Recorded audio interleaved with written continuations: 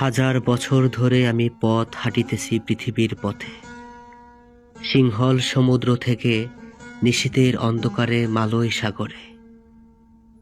অনেক ঘুরেছি আমি বিম্বিসার অশোকের ধূসর জগতে, সেখানে ছিলাম আমি আরো দূর অন্ধকারে বিদ্রব নগরে।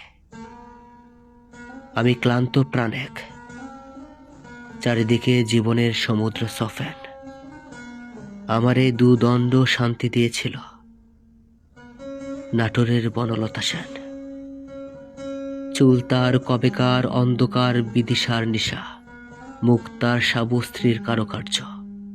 অতি দূর সমুদ্রের পর হাল ব্যঙ্গে যে নাবিক হারিয়েছে দিশা। সবুজ ঘাসের দেশ যখন সে চোখে দেখে দারুচিনি দ্বীপের ভেতর, তেমনি দেখেছি তারে অন্ধকারে। বলেছে সে, এতদিন কোথায় ছিলেন? পাখির নীড়ের মতো চোখ তুলে নাটোরের বনলতা সেন। সমস্ত দিনের শেষে নিশিরের শব্দের মতন সন্ধ্যা আসে। ডানার রৌদ্রের গন্ধ মুছে ফেলে চিল। পৃথিবীর সব রং নিভে গেলে পাণ্ডুলিপি করে আয়োজন। তখন গল্পের তরে জোনাকির রঙে ঝিলমিল।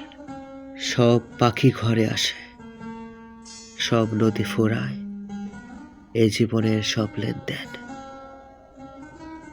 থাকে শুধু অন্ধকার, মুখোমুখি বসিবার বনলতা সেন।